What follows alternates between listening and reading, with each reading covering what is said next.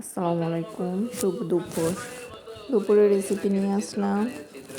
আজকে শোল মাছ দিয়ে চিংড়ি বিচি দিয়ে রান্না করব, গুঁড়া মাছ রসা ভুনা করব।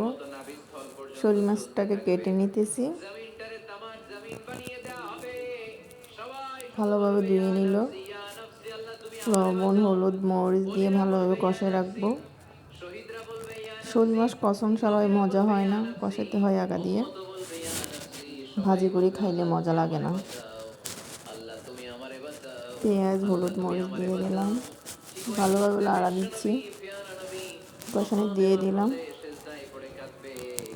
প্রায় কষানি হয়ে গেছে।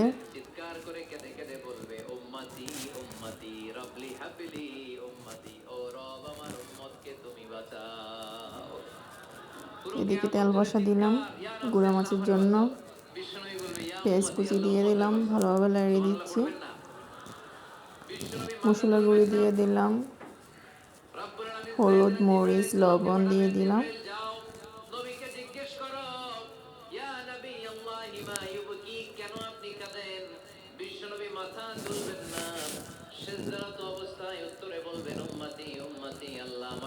আদা বাটা দিয়ে দিচ্ছি, রসুন বাটার সাথে ছিল।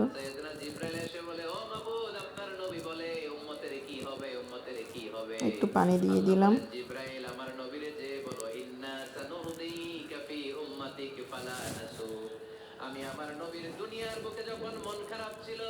গুঁড়া মাছটাকে ঢেলে দিলাম। গুঁড়া মাছের মাথাটা ফেলে দিয়েছি, নইলে একটু তিতা লাগে, তার কারণে। আপনারা ওইভাবে রান্না করে দেখবেন, মাথাটা পালাইয়ে। এখন দিয়ে দিচ্ছি টমেটোটা, সাথে কাঁচামরিচ দিয়ে দিলাম। কাঁচামরিচটা আমি পরে দিয়ে একটু, যাতে ঝাল কম ভাই হয়, আমরা ঝাল একটু কমই খাই।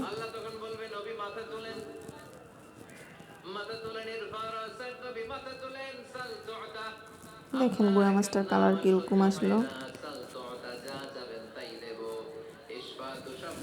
এদিকে বসা দিলাম আর একটা পাতিলে, তেল দিয়ে দিলাম। আজকে 2 ধরনের চিংড়ি বিচি দিয়ে রান্না করব শোল মাছটাকে।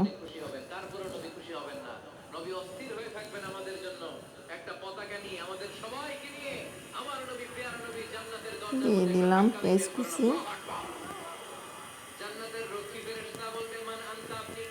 আদা রসুন বাটা দিয়ে দিলাম, লবণ হলুদ মরিচ মশলার গুঁড়ি স্বাদ মতন সব কিছু দেওয়া শেষ হয়ে গেছে।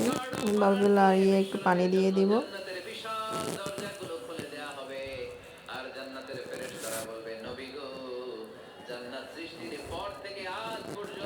দিয়ে দিব চিংড়ির বিচিটা।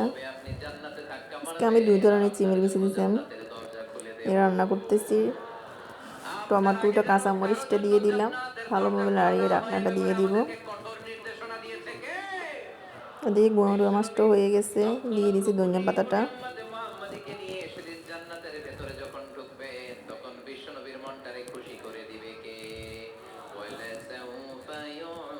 দিয়ে দিয়েছি চিংড়ি বিচিতে মাছটা ঢেলে।